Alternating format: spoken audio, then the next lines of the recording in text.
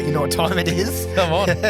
It's Fresh Dirt, possibly episode 6. We're just having a chat.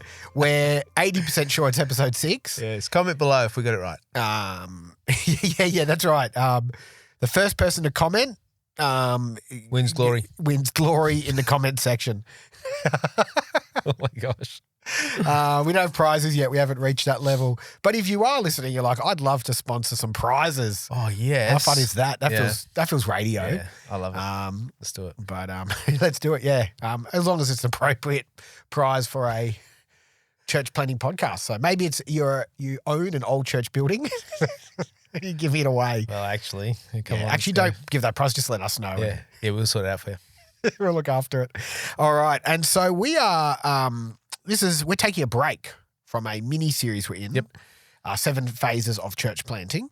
And we just want to talk about a event we went to last week. Yes. Or depending on when you're listening to it, we went to sometime in 14 years ago. Yeah, it was a good one. It's called Exponential. Yep. And we don't do a recap on everything. We did a recap on Alpha. Yep. But we felt like this was important. We'll talk why, but first of all, how did you find it? Yeah, it was really good. So they've done 3 live conferences, and I've been to all 3. Yep. And this one was sold out, and it's church planning specific, right? So like there was a bunch of leadership stuff there, a bunch of spiritual health stuff and all that, but their heart and thrust is church planting. And what I find fascinating is that it's sold out. The next year they have to go to a bigger venue. So I think there was 890 people this time. And I think next time they've gone to a venue of 1,500, which is down in Melbourne. Wow. And so the bigger theme is like, what does that say about church planning? Yes. And they showed a stat. I'm useless with stats, so I'd just be making it up. But they're talking about the amount of churches being planted is on the up. It's on the rise. And if that was evident by people in the room, whether it's people that are church planning or considering it or working in the church planning space, it's really, really exciting. Yeah. I think that's why we both were like, let's talk about it because it's bigger than a conference. I think one of the organisers of a guy called Charlie Burke, I want to mess up his quote, but he put something on Insta, like some people see conferences and numbers, others see patterns. Yeah. And I think he was referring to Exponential because it was that week, and I would agree with him. If a church planting conference is selling out in Australia, it's had to move location to fit more people in, and the type of energy which we talk about was there, which was just people wanting to have a crack at this, from missional communities to just multiplying your church and growing it, to social media, to new church plants. There was a hunger there, and I think it says something. The pattern is something about what's going on, what God is stirring in our culture at the moment. And so that's why I think it's so important. Yeah. Because that's why this podcast came about. We're like, hey, we know it's very niche, but we think God is doing something, and we think he's doing something in Australia, and we think he's doing something I want to say, I think he's always doing something, but I think it's a movement for those humble or trying to be humble, leaders who just want to have a crack at something. So we love this because we don't identify as superstars in the church planning world. Yeah, well, you are. Well, I wasn't going to say you love anything. hanging out with superstars. I Look do at you love go. a little bit of celebrity chasing. Anyway, we won't go into that, but not at all. I do like some celebrity chasing, but not at all a superstar. But I think we want to portray an authentic human having a crack with a bunch of people for God's kingdom. Yeah, and the thrust of this conference, so it's exponential, and it was all about multiplication. Yes. And I think how that speaks into us is when we start church plants, one of the things I think every church plant should have in their DNA is how do we then plant a church? Yep. So like you're starting to plant a church and you're already asking what does the next church plant look like? Yes. Now, we're 10 years down the track, and my hope is that by the end of this year, we'll have a much clearer, concrete idea of what that looks like for us and where it is and so forth. Yeah. It's taken 10 years. There's some churches that have knocked it out in 2 years. They've got 3 churches planted out of their church in 2 years. It's insane. It's incredible. But it comes about because when that church started, they went, regardless of how long it takes, we want to be the reason another church exists and another church exists. Yeah. As opposed to we are the final product of this and it's all about us. It's actually like, how do we position ourselves so God grows this enough that we then need to replicate it and multiply it in other spaces? Love it. which I think, is really exciting. No, it was, there was something to it. There was something in the air this year. And so I admit I was there for the Kenmore Institute, which is a sponsor of the podcast, and I was there talking to students and about training them up. And so I was only catching half sessions. And then I ran an event on the Wednesday night, which we've actually recorded, and that's a future episode, probably the next episode. I think there's some incredible guests on that. There's some incredible big name superstar guests. And then I was on it as well. That's right. So we'll drop those names when that episode comes out, and you'll be like, who? Yeah, but it was a lot of fun. So I must admit, I had my mind already occupied. So I want to hear what did Ralph take from the conference? I took a heap, but probably that energy and something's happening, and God, a little bit of thanks God that at this time where I'm a part of something that you're doing. Yeah. And so what did you take from it? What did you learn? Yeah, so the fascinating things about conferences are everyone hears exactly the same content. Yeah. And comes away with such radical different things. Yeah. So I was talking about with my staff this morning, and they were just sharing like, I got this out of it and that out of it. I'm like, oh heck, I don't remember any of that. Yeah, wow. And so I guess what I share is I've then put it through the filter of what's helpful for us in this space. And there was a number of things. One of the things, I went to this, it was like a leadership pathway multiplication. How do you develop a leadership pathway? And I just naming something in me. Who was it by? Sorry, I think we should give a shout out to the people that stay connected. So this was Jethro Project. Yes, fantastic. Great group and of those people. crew, yeah. So they've put a lot of thought into how do they help leaders multiply and churches multiply. It was very detailed. It was very like, this is what you need to know and how you do it.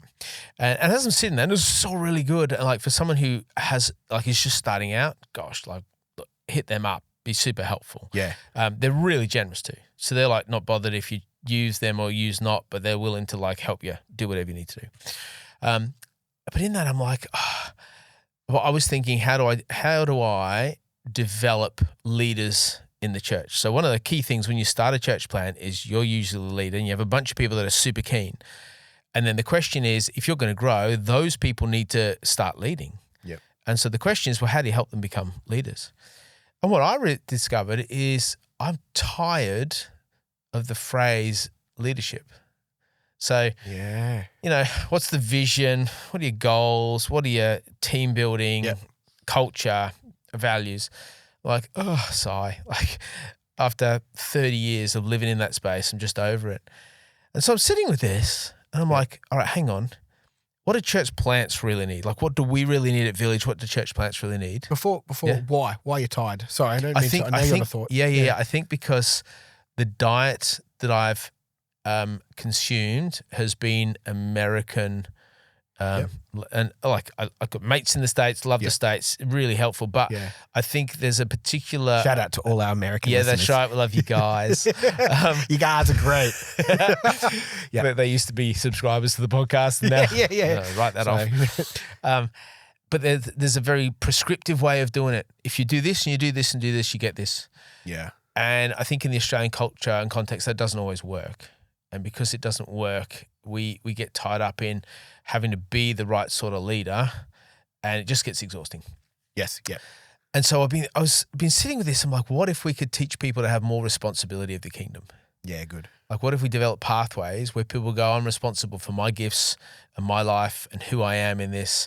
And I understand a whole bunch of, because of that responsibility I have, I understand a whole bunch of things like conflict resolution, like silos, like buying into God's vision, like prayer time, like all those sort of things that create a pipeline. I'm like, that's the kind of pipeline I feel like we need to start filling as churches, right? We don't need more leaders. We need more confident followers of Jesus. Because if you're a confident follower of Jesus and you have the gift of leadership, the Holy Spirit's going to inhabit that gift of leadership and you're going to be able to lead. Just like if you're gifted in any other way. And I think what I'm exhausted about is we make the gift of leadership such a idol or a thing that I have to work on. Yes. Rather than God, just make me a vessel and God's going to flow out through those giftings that he's given me. Do you think, and tell me if I'm way off here, Do you think, because I know Jethro, Darren, who heads that up, you're Legend. right, generous. Amazing. And we'll try to put some ways to contact them in the description. So they talk pipelines. Yep. Do you think that's it, the pipeline? Because when we aim at leadership as the goal for us, so easily become the make or break. Yes. So we become the pipeline. Yep. And I don't know about you, but that's why I get exhausted, because I realize there's 1,000 reasons I'm blocking that. Yep. Instead of just going, like almost herding cattle, horrible. On you go, come on, let's go. Yeah. Instead of being the one at the front holding them back. Yep. And I know there's been times I've held back. There's times I've also made great leadership decisions. Yeah. But I'm human. Yep. And so having a pipeline where it's just everybody have a go. Leaders will come out of that. People, followers of Jesus, giftings. Do you think that's some of the tiredness? Is that a correct way to I think so. Opening up the pipeline? Going, get out of the way. Yeah. Let's see what God wants to do here in a healthy way without hurting people. Yeah. And it's interesting, like that use of the word pipeline, right? Yeah. Even that, like that's not in the scripture. Like I can't think of a single reference to the word pipeline in the scripture. I'm happy to be like shut down on that. Yeah. But there's tons of journeys. There's tons of paths. There's tons of walking. Tons of roads. Yes. And I wonder if you remember, like, so Jesus, he's crucified, he comes back and he's walking on the road to Emmaus. Yeah. And he's with the other disciples. Yes. And they're having this fast, they start off, they bump into each other, they're walking along and they're like, oh, have you heard what's happened in Jerusalem? He's like, no. And they're like, oh, this has happened. And they're telling about Jesus and they're having this conversation where they're building faith. And they go all the way down the road. And as they get there, there's this enlightenment, this understanding, this wow. They discover he's Jesus and then he leaves.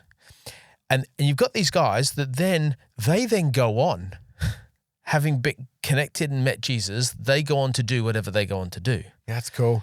And it's this, they encountered Christ journeyed with them and then empowers them. Now, obviously Jesus doesn't then leave them, but I wonder if that's more of where our thinking needs to graduate to, rather than having a pipeline, and I'm guilty of this, right? A pipeline that we stack full of people ready with a tap to turn on when we need them. Yes. To be like, well, what if we just encourage, if our metaphor changes to say, well, this is pathway, that we want to encourage everybody to walk with Christ, and that is about them becoming the fullness of who God made them to be in the giftedness and in the service and in the calling and the assignments and their confidence, with an understanding of who God is and a decent theology, that they can then flourish in whatever area God wants them. And I think the challenge of that may not be in our church plants. It may not be in our churches. And that's the beauty of the vision. It's like, well, we're the kingdom of God. Yes. And that's what we're actually doing. We're developing leaders who will supersede their time with us. Yeah, because I'm just thinking I might be talking into that story too much. But maybe the traditional model, or what has been the popular model, would have said originally, you meet those people on the road, you tell them exactly who he is, you solve the problem for them right now. Yep. And so Jesus could have come and gone, hey guys, it's me, Jesus, I'm alive. Yeah. Hey, I remember I said it, you guys are idiots, why are you sad? Because I'm here, don't worry about it. Okay, now let's go. But he was willing to walk alongside them. Yep. Even though he was the main reason, he didn't, in that moment, the journey, the pathway, even the pipeline when it's flowing was about the journey. Not about just solving. It wasn't a problem to solve. Yep. It was someone to equip. I love it. And this discovery to come across. Discovery. Because then they look back in hindsight and go, how do we not know? Yep. Whereas it's a whole when you tell someone the answer versus when they discover the answer. Yep. And what an idea around, like, in a world of so much information. Yeah. Like, we can do anything right now online. You can look up how to build a car. Yeah. But we don't do it. Yeah. Because it's just too much information, but it's transformation and formation. Yeah. And so that's good. And so was there anything out of that Jethro, anything else out of that Jethro experience or project? Yeah. So I think that's really helped me go, what sort of leaders do I want to develop? Right. What sort of ways do I need to what weaknesses do we have in our church, or vulnerabilities do we need to shore up and strengthen up? What sort of people do we want to reproduce? So that's just it was just really helpful. It was a full-on session. It was like 3.5 hours where they gave us like a full week's worth. It was like drinking from a fire hydrant. Yeah. But just so generous of them and so helpful. And they were all the way through, like, use this as it blesses you. Like they weren't sort of, you have to do this. Yeah, I love They're it. like, this is your issue. This is how we'd approach it. And very methodical, which I find really helpful because I can tend to be like, yeah, let's just go do it.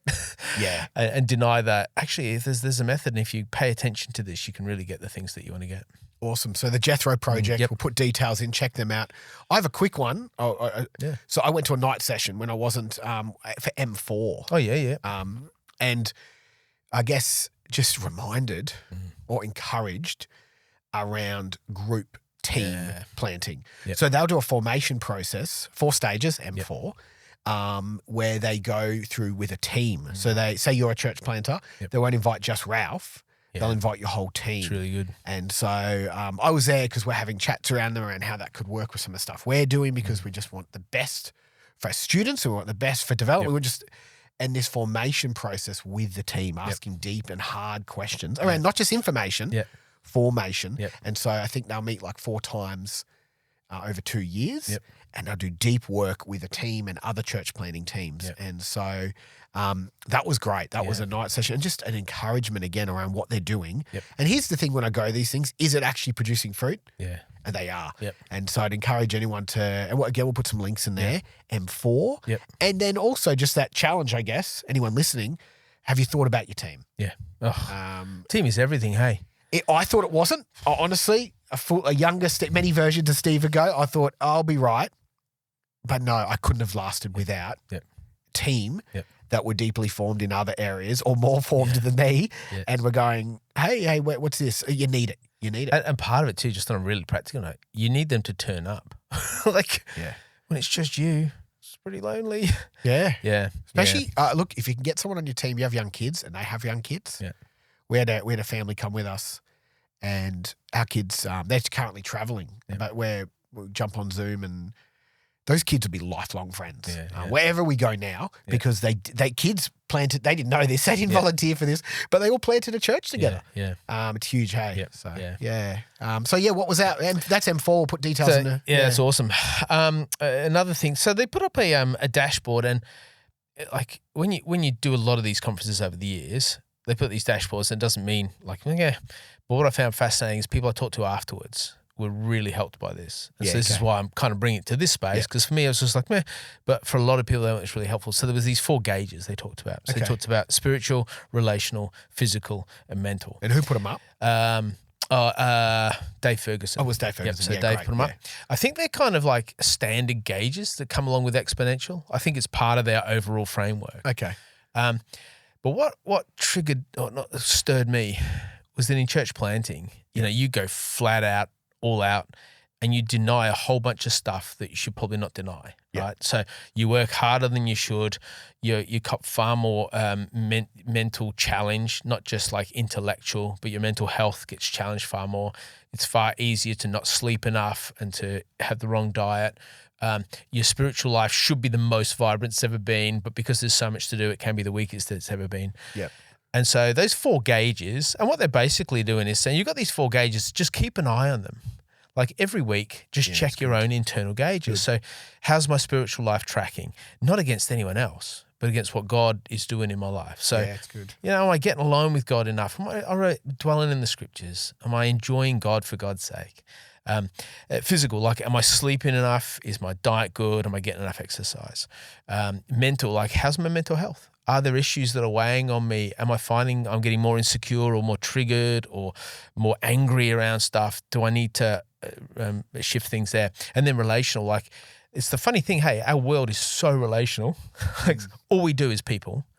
But the one thing that kind of comes to the surface when it looks at church planning stats is everyone's so lonely. That came out a bit, didn't it? And so who are your friends? Who are your people that you can be with and not have to talk about church and not have to look after and just be who you are? And spiritual friends is this language that's kind of bubbling up to the surface. Isn't it? Of who are your spiritual friends? Who are your people that scripture was used? Can't remember which one it is, so you can have a look and put it down below.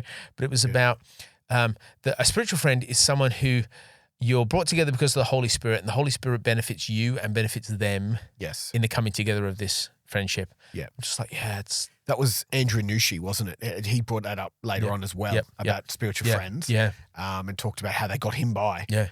Can you speak to that for a bit? Because what's that look like for you, church planter? Because I do think that kept coming up. Yeah. Friendship and it's one of these things that's so easy to dismiss. It's like sleep. Yeah. It's like back in the day when I'd say to my mum as a kid, hey, my kids do this too. I've got a headache. And she'd say, drink more water. Yeah. And I'd be so annoyed because I'm like, it can't be that simple. I'm dying here. But 9 out of 10 times it's just I didn't drink enough water. Yeah. And in ministry, it's like 9 out of 10 times is you might be cranky. Yes, you might be having a deep spiritual oppression, or you just need to not be on your phone too late and go to bed. Yep. And then sometimes I'm feeling incredibly lonely. Yeah. These people are getting cranky at me. I'm being more annoyed and set off more than I normally would be. Yeah. Oh, I just don't have any real friends. Yeah. How does that work for you? Yeah, so I was at Awaken Network. Did this conference. I think you were there too, right? Yes, And so John Tyson and Sam Gibson and Zach Mearcliffe came together just for a day.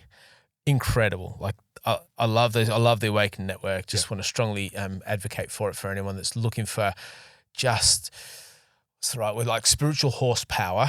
Yeah. John Tyson thing? Yep. Yeah. So people would know just where to move to you through, Yeah. If you Google Awaken Network, amazing podcast, like second to this one. Like it's like this would be top and they'd be like pretty close behind. Yeah. They've reached out and we said, look, we'll get you on eventually. Thanks, Johnny. Johnny T. I'm allowed to call him that. I call him JT, but yeah. You've even shortened it more. You know what's funny?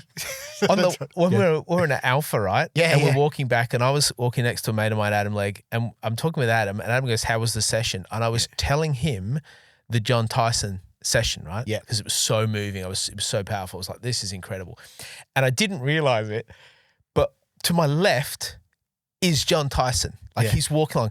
And you know who he's speaking to? You. And so the four of us were walking. It was so funny and so surreal. And so I'm talking to Adam about how good this session was. And I look around because I heard you talking. Yeah. I'm like, oh, and I'm standing right next to John Tyson. It was so funny and awkward and bizarre at the same time. He was just asking some advice on church leadership.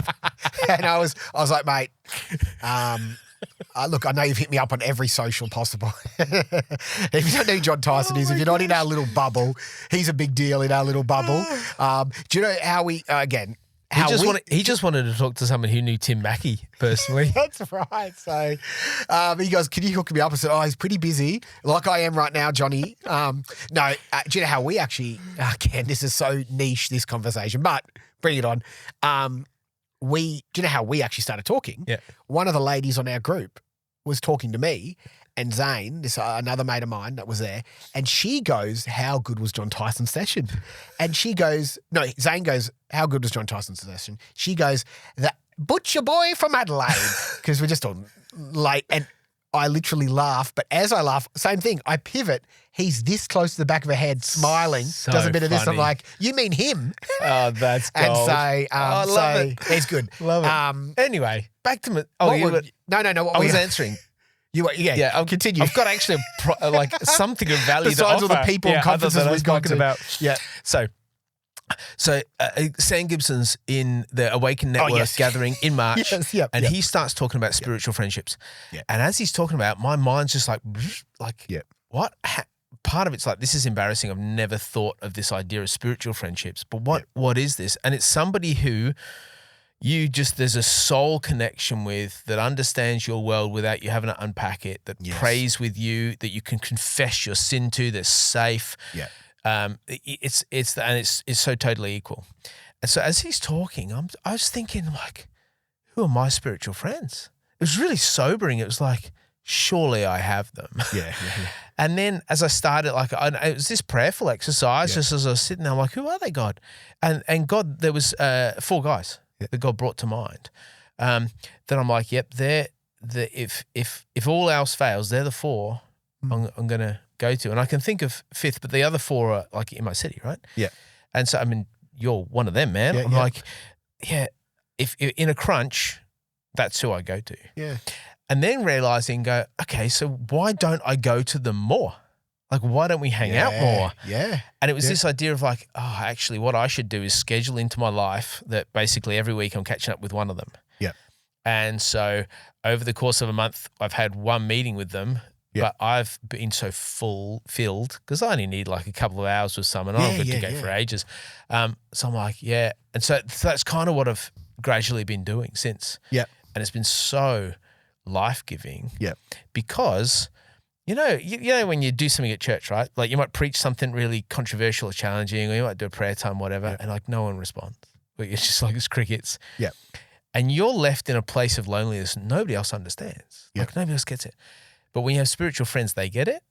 And that's the beauty of like, oh man, did this morning. And they're like, yeah, I did this too. And then all of a sudden it's like, yeah, I'm not alone. I'm not the only crazy one. It's like Elijah coming out of that incredible, he comes out of the barbecue competition and he just blitzes the Baal and just like fire of heaven falls down and he walks away and he's so depressed and he says to God, like, I'm the only one. And God like slaps him around the head and goes, I've got like 700 of you. Like, it's that.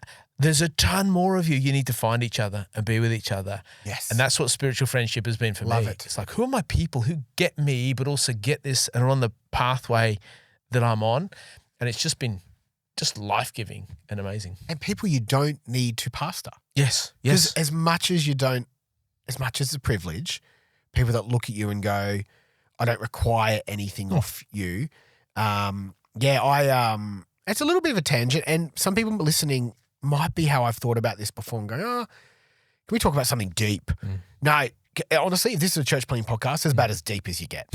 So as like you and I, it's never going to get that deep. Like we can talk deep theological concepts around the mythology of where we're reaching, but some of the things that will sustain you is these friendships. Yes. And so I was thinking the exact same thing actually the weekend just gone because we helped a mate film something. Yes, A mate of ours, Dave Quack, we'll get him on at some stage. Yeah. And he filmed this stand-up mental health spirituality set that was wild, on the edge. Oh, beautiful. So good. And he kept thanking us, like, thank you so much. And I was like, dude, you don't understand. This is life-giving for me. So good. And I got home and said to my wife, look, and this is not, I'm just not saying this for the podcast. I had yourself, Dave, and another mate of mine who was always someone I could hang with outside the church who's recently found Jesus. So good. And I'm like, I so appreciate, I actually said to Maz, I know we got a billion busy weekends, but she came to and I sort of said to Maz, thanks for understanding this is actually life-giving. Yes, we helped Dave, but I got to hang out with other pastors doing something. We weren't running a Christian event. Yeah. Like we were, but you know what I mean? And we're being creative with cameras and things like that. And I was like, that was life. Yeah. It gave me life. Totally agree. Because one of them, and we got to champion a friend who was trying something that I don't see anyone else doing. No. So, I appreciate it. And it's and our wives got to hang out with each other. Our wives got to hang out with each other. Like, they love friends. each other. I don't know if they need. No, they definitely need friends. They're going to live with us. Absolutely. So important. Yeah. And so if you're listening to this, trying to skip past this as quickly as possible, don't. Yeah. Find some friends. Someone who can laugh at. And do you know what? Not judge you. Yep. So I'm not saying like you can sin with. Oh, yeah. But something's safe. You say the odd story that you couldn't say in front of your church. Yeah. Or maybe you make the odd joke that's off color, like just like off quite a little bit off, and you're like, they're not going to leave my church now. Yeah. Does that make sense? Yep. Yeah.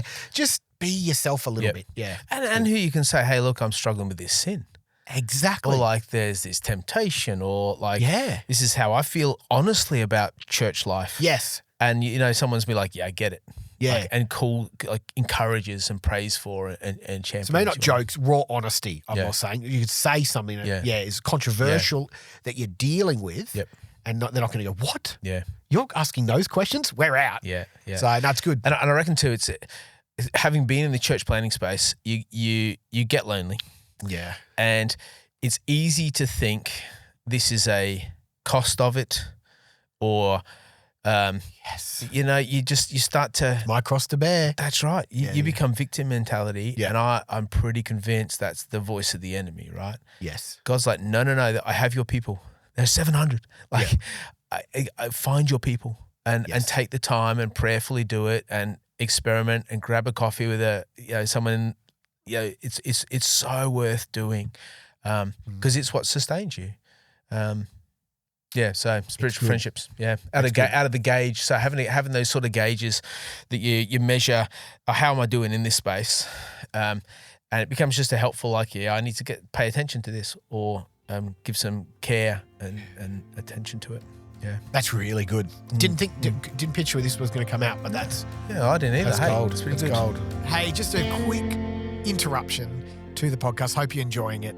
But just a big shout out to our sponsor for this episode, the Kenmore Institute for Church Planting.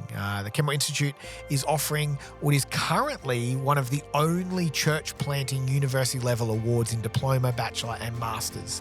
And so if you're curious, if you're inspired by this podcast and want to learn more and be part of a community of church planters, then go to acom.edu.au and check the show notes for more information. Get in touch and we'd love to see you a part of it. So yeah, what else? Oh, so, every so they do the workshops, and sometimes you're just like, which one do I choose? Yeah. So this was one of them, and I went to the U version, so the Bible app workshop, and I used the U version. Dave Adamson, I think he is. So thank you. I'm only name dropping, not because we know him, but I just if people want to search these people up. Oh yeah, and you will by the end of this little session. Yeah. So he's talking about, and basically the thing was, how do you get the algorithm to work for you? Yeah, right? yeah. He said, and he started off by going like, he goes, don't mean to be like clickbaity. You can't change the algorithm, but how do we use the digital platforms that we have to the advantage of the kingdom of God and to the advantage of the church? And that's what they tried to do with the Bible app or YouVersion. So I was really familiar with that because I use it all the time. It's just every version of the Bible that you can have, easy to search, easy to find stuff. There's reading plans on it, there's study plans on it. You can mark and highlight and comment. So it's just a really great thing on your phone, even on the computer. And then he started talking about Find Your Church on it. So our church is already on it and stuff. And then he's like, so what you can do now is you can post stuff to your church, because what we're finding, and here was the gold, he says, what we're finding is people in the community who are not Christians are starting to read their Bible and they're doing it via the Bible app. Yeah. And so then he goes, there are people in your community who are reading the Bible and they're being stirred and they want to connect with the local church. And unless you're there, available through the Bible app, they're not going to be able to find you through that. Right. But if you become available, then you can start turning your sermons into reading plans. So how often have you like, we're about to jump into a series on prayer.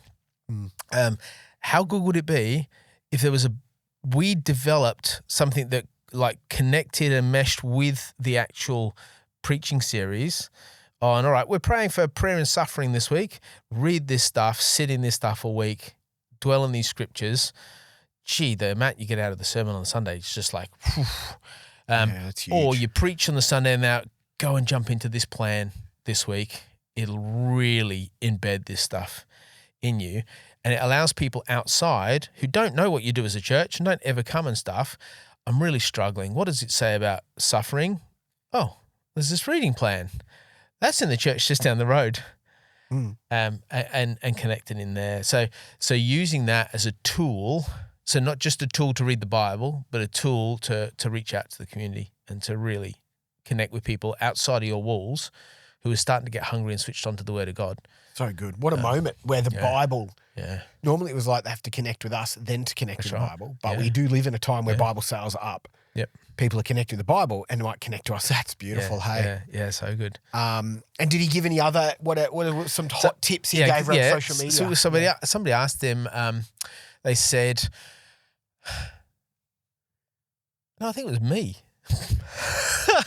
Because they go, any questions, right? Asked a question. That's unbelievable. Yeah. I think it's funny. It's me because I remember going, that was a good question, but I think it was my question. What was your comments on what you asked?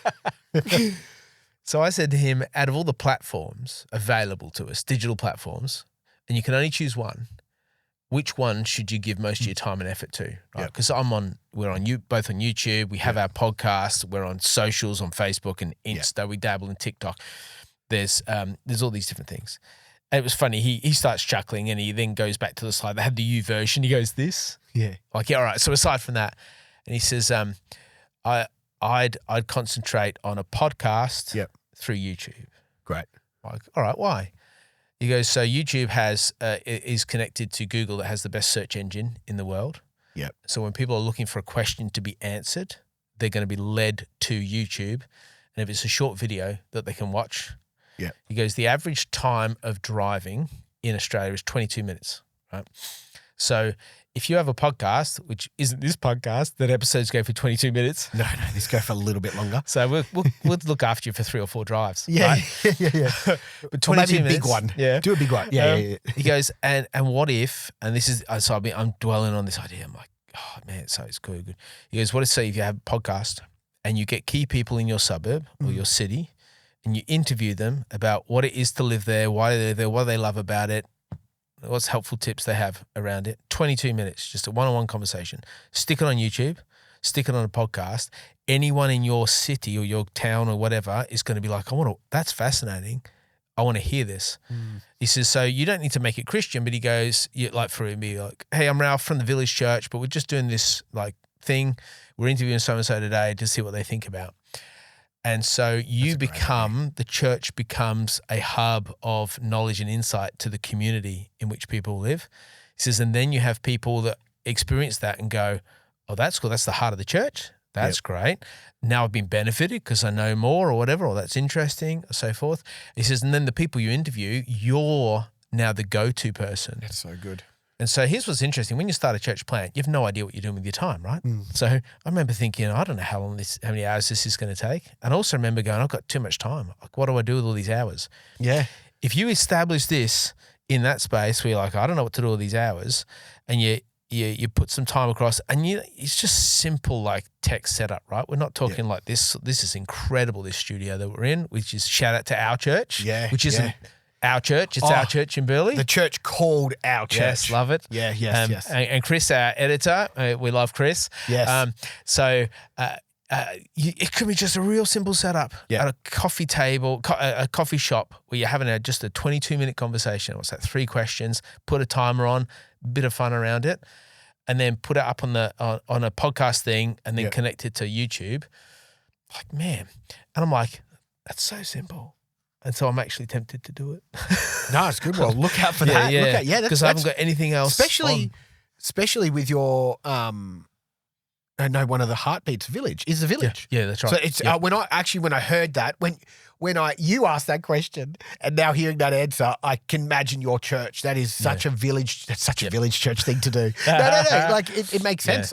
So look out for that. It's a great idea. He was. I got the second half of that, and just. Yeah, if any, I would recommend, Dave, if you're part of a denomination or you're looking for someone to speak into that, he was solid. Absolutely. And lived experience through, I think, in media. I think he's worked for some of the major networks. Yep, used to work for Andy Stanley Church, North Point. There you go. For like so 4 he or knows 5 what years. he's doing. Yeah. And so I'd actually get him. We're actually probably our denominations will look at getting him as a guest speaker sometime because it was just helpful. We should have him on the podcast. Well, any of these people, if they want to be on a podcast, reach out. Yeah, you reach out to us. And I'll probably let them know about it. But also, look, if they ever want to sponsor an episode, that's right. We're open for that. And our rates aren't too exorbitant. This is no, not at all. This does cost. We give our time, but this does cost, and so we don't get paid for this. Yeah. Because if we did, the quality would be so much better. Yeah, that's right. So that could be if you want to pay us for it. Oh yeah, come on. So we digress. The U version though, they would say the one takeaway. Yeah. Get your church registered as a church. So it should be there already. Yeah. But as a church plan, if you're just starting, that'd be in the checklist of what's day one. Cool. Yeah, set up your church on YouVersion. So easy to do. Yeah. And then tell everyone in your orbit like this. Great. And then start pumping it out. Cool. Yeah. Anyone else? Anything else? So I got this crazy idea that kind of came out of it. And it was actually out of somebody. So we're in a session and somebody stood up and they said one line as they were introducing themselves, and it captivated me, right? They said, we're so-and-so from this different area. We have a discipleship goal across our whole city to see something like 10,000 disciples made for Jesus. Wow. Yep. And I was just like, imagine if we as a city had that sort of whatever metric it is. Yeah. So instead of us as Village growing or you guys at Church of Christ growing, the question would be, as a city, we need to make 10,000 disciples. Yeah, cool. How do I play my part in that tally? And there's just something about that idea. It's a cool benchmark. Yeah, because church plants, right, they move into an ecosystem of the gospel in a city. And one of the primary questions you ask is, how do I contribute and benefit the ecosystem? Yeah, it's good. I don't need to be like another church. We need to be who God's called us to be. Yes. And how do we make disciples? Because that's what every church needs to do. And so what if you move into an ecosystem that says, hey, we're all working toward this goal. That's cool. We don't care where the disciples go. We just care that disciples are made and they're in local churches serving God. Yep. I was just captivated by the idea of like how it works out and what it looks like.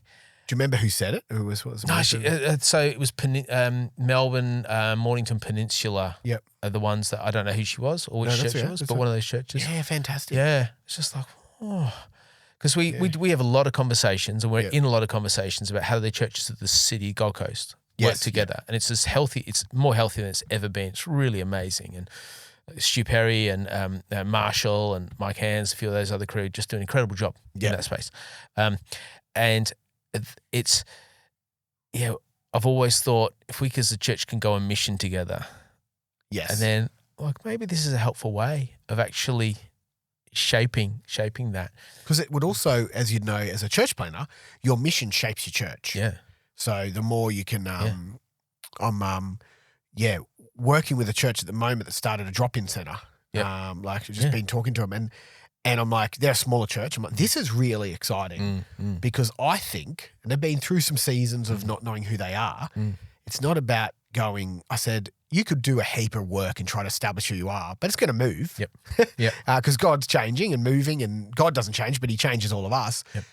But if you start with this outreach, that's going to define who you're becoming. Yeah. And so exactly that. So if our cities went, hey, and I like to call it, there's KPIs, a really cool little saying is, I think they call it GDOs, God Desired Outcomes. It's just been a little switch for me because I felt a little bit corporate-y going to my board going, we've got some KPIs. I feel like I need to write that down. GDOs, God Desired Outcomes, because that entails that you should be praying about it. Yeah. What's His outcomes? 10,000 disciples across the city. Yeah. That will shift our identity, won't it? That's Yeah. cool. Because then it's like, hey, how many are you making? Yeah. Like, keep going. Like this, not how many members, not how many attending. That's right. And it's not for the benefit of your church, even though your church benefits. Yeah. But it's for the benefit of the kingdom because we all share this. I think it's Mike Breen that talks about if you're a bike factory, what do you make? Yeah. Bikes. Yeah. Because churches are meant to be a disciple factory. Yeah. And so everything we talk about should be language around how are we making disciples? How do we do it? What do we fix those gears? What do we do? So bringing that stuff back to the forefront, brilliant. Here's something that just appeared to me. So that Mike Breen thing. Yeah. You're a bike factory, what do you do? You're a church factory, what do you do? We make churches, right? Yes. Which is like this whole conversation. Yes. And the only way you can make a church is with disciples. Yes. And the best incubator for discipleship is a church plant. Yes. Like it's gold.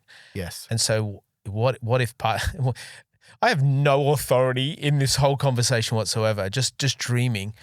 But what if the metric was church plants as well? Like in a city. Yes. What if the city went, we want to see 100 church plants in the next 5 years? Yes. And we are going to work together and recognize that they will happen within different denominations and different churches with different flavors, but we are going to collectively. I love it. We want 100 church plants because we want 10,000 disciples. Yep. I think that's key. Because our city needs it. Yeah, it's good. Yeah. And it will. I know it's probably an overuse saying at this point, but a rising tide does lift all boats. Yep. And you see that, I think they did a case study on Toowoomba. Oh, yeah. Most churches per square inch or square kilometre or whatever it is. And the percentage of people that attend church, at least when this survey was done, probably a couple of years old now, there were more people that attended church per city. Yeah. So more churches did mean more disciples. Yep. So it's good. And I did some maths the other day. I think there's 12,000 Christian churches in Australia, right? Give or take. And there's 28 million people in Australia. Yeah.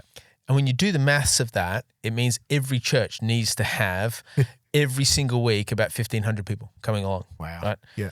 Which is impossible. Yeah. You need more churches. Yeah, it's good. And so if there was ever just a mathematical reason why you need more churches, then not only if everyone turned up on Sunday, there wouldn't be enough seats, but every church village do not have the capacity to have a church that big. Yep. But we do have the capacity to have, in the future, 10 churches of 100 people. It's good. And I think, and then each of those 10 are a different flavor and they're different setting and a different solution that will be more what they need to be for the individuals Yes. that are coming along. And if your mindset's discipleship, not market share, that means, and we've got a guy that we will get on another time, but I know that when he moved down to Tweed, he emailed the other churches. Yeah. Said, I'm not here to take anyone. Yeah. And they responded, because about disciple making, this is a little bit of, we want to make new disciples. So they see, how can we help you? That's so much. Yeah. And of course, some are going to swap. It's not about feeling guilty. But chances are, we've talked about this previously, if they swap, they're going to swap again. Yep. But new Christians. So so what else? Yeah. Well, so that was got a bit of a crazy idea, right? Yep. Last idea. Oh, this is good. One of the challenges we've seen at Village is we have people that on Sunday are excited and passionate and open for the presence of God. Yep. And too distracted and busy and full in their week to lean into the presence of God. And so we're seeing this fascinating thing of people more hungry than they've ever been and more denying of their personal spiritual walk than they've ever been. And so I've been kicking around the idea, not so much as an Exponential, but as I went to Exponential, it kind of filled in this of how do we help people that have their heart oriented in the right direction, but don't have a personal secret prayer life with Christ. Yep. How do we help them build them up so they are just rock solid in that? And the thing I'm kicking around, tentatively calling it the forge. So this idea of being forged in the fires. And becoming battle ready, like spiritually fit. Yes. If God's going to do the things we're praying for God to do, and we're expecting God to do, how do we be ready for that? And in church plants, geez, it matters more than anything, right? So you've got 10 people. It's so important those 10 people are meeting with Jesus every day. In a church of 100, it matters less. In a church of 1,000, it matters even less. But then you think, gee, the potential. So like a church of 100, what if all 100 were? A church of 1,000, what if all 1,000 were? So church plant is so essential. And as a church planter, you're hoping for it and you're preaching it and talking it, but some people find it really, really difficult. And so I've been dialing it back and going, let's say their heart is in the right direction, but they're useless at it. How do I make them dynamic at it? And so building this idea of the forge, which is like a spiritual boot camp. So when you go to a boot camp, I've never been, thank goodness, but when you go to a army boot camp, there's a framework that you give yourself to that starts off like manageable and grows to intense. But its whole purpose is to make sure you're battle ready. Cool. And I'm like, what if we took that idea spiritually? And so we welcomed people in, we taught them the basics, and then we gradually increased the intensity demand in the context of spiritual friendship, in the context of community, context of grace, where they're growing hungrier for God and they're moving to it's more sustainable in their lives. I love it. And they've recognized what they need to shift and do, and they've been walked with to do that, so that when God moves, they're ready. And they're able to carry the presence of God. So I just as we were preparing for this session, I was just like, I wonder if that's something. Yeah, the forge. A one-off event or a journey over years? Journey. So it goes over 6 months. So 6 month thing. 3-month intake.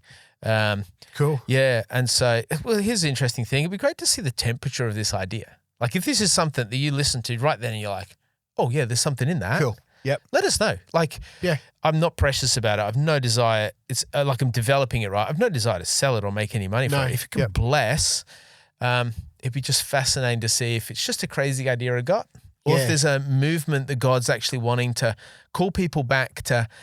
I am in a lot of spaces where they call it the secret place, like Matthew 6:6. Meet me in secret, and it's kind of a spoiler alert. But the beauty of that word, the secret place, is the word they use to describe a treasury in like a palace, right? So you have all these rooms in a palace, but one of them's the treasury where they keep the crown jewels, where they keep and God's saying, meet me there. That's where the treasure is. Like that. And then there's this, where we meet in secret will be rewarded in public, is this sense of, you meet with me here. I'm going to meet here every day. I'm going to be here waiting for you every day. Come meet with me. Come and meet with me. We meet with God, and the benefit and the richness of that carries us. It's carried into our ministry and our life. And whether it's, and at this point, I'm sort of talking not to just church planters, but to anybody in any walk of life. Like, we don't just need better church planters. We need passionate disciples of Jesus. This idea of reclaiming New Testament Christianity, of saying, like, I will give my life for Jesus, and I'm a stockbroker, or I'm a plumber, or I'm a local coach, or I'm a mum at home. Like, it doesn't matter. I'm going to give my life for this. And I think the more you surrender yourself to that space, to the secret space, the more it becomes the inevitable conclusion of, this is life living within me. That is the Holy Spirit. And you're ready. I like that battle ready. It's really important. You're not going, this is where things break off, is they go, you're not going, look at me, God. No. Or bless me because I'm doing this. Yeah, that's right. Yeah. You go, no, you've already blessed me. You're already present. I just ignore you. Yeah. And I'm just not ready. Right. Yeah. And I'm not listening. And I'm distracted by my phone and my life and the pressures and the stress and the but to go, actually, I'm going to have this intense time deliberately to refocus. Yeah. I mean, even going away and putting your phone somewhere for a certain time of them, that would be game changing. It's funny we know this stuff. Yeah. I know they've put me down my phone more. My life would be better. Yeah. It's so good at attracting me. No, it's good. Look out for the Forge. I love this. I love this. And I hope those listening, this is less of a teaching episode, but more of a spitballing, some ideas, some things we're doing. I want to shout out to just a couple of other people. Yeah, do it. City. Chris was there. Yep. We've done a heap with them. They have some great programs. Really so good while stuff. we didn't talk to them this time about them much, you and me have both done some of the incubator stuff. It's been phenomenal. Yep. Which comes at City comes out Tim Keller's church plant movement in New York City. And he wrote Center Church, and Center Church kind of became the catalyst to saying, how can we plant more churches across the world? Yeah. Which is what City is and the City Australia. It's great. Yeah. So I would say before Exponential, I'd say City started to bring some of this language around church planting. Yep. Before that, I want to say, this is a broad brushstroke, I want to say people were, when you've said church planting Australia, thought, I've got a church. Yeah. That's only for people that are cranky at the church to build. No, they started to go, no. Yeah. It's for the city. Yep. It's for the church. Yep. And then the other one is Evangelism Australia. So Tina there, we're actually going to do a through one of my roles, the Institute, we're going to do a taster with them. Yep. Free event. I'll put some stuff up. It'll be like an afternoon or night around how to naturally speak about Jesus in your context. So good. And they were I spoke to them for a little bit. Yep. Evangelism Australia, Tina, they're just, they're just trying to help equip people to evangelize and talk about Jesus in a natural way. So shout out to them because they are a big encouragement as I. And you're going to do that in Burleigh, just down the road at a time that's appropriate for me to come? Absolutely. Yeah, awesome. Yeah. So we might actually do that one online. But, no, online's good. That's good. But you can practice it in Burleigh. Yep. You know, it's fascinating. So one of the questions, I coach a lot of church planners. One of the questions that always comes up is, how do you teach on sharing your faith? Yes. Yep. And my response is so unhelpful. I'm like, I don't know. You just give the reason for the hope which you have in Christ, right? Yes. Like you just do it. But there is teaching that's needed to empower people and release them to give the reason for the hope. It's an art form. Yeah. I agree. And there's some people, and the problem is some people are so gifted at it that you watch them and go, I couldn't do that. Well, of course you couldn't, because they're just incredible at doing it. Yeah. But the call on all of us, we're to be witnesses. Defend the hope. Yeah, it's good. So, it was a great time. Shout out to everyone organising Exponential. Yep. And hopefully, look, if any of the ideas we've thrown out or any of the people we've connected with through this episode has resonated, get in touch. We'll put some details, but also we'd love to connect. That's what we're trying to do here. Yep. And Exponential don't even know we're doing this recording, but they've released tickets for next year. Yes. And so if you think you're keen, I'd just encourage you to get on it, because last time they sold out well in advance. Yeah. And people struggled to get a ticket. So. Yeah, I don't know the dates. Sometime in August next year. That's right. In Melbourne. So awesome. Oh, thanks for the chat. Yeah, it's awesome, man. And we'll talk next time. Sounds good. Yeah.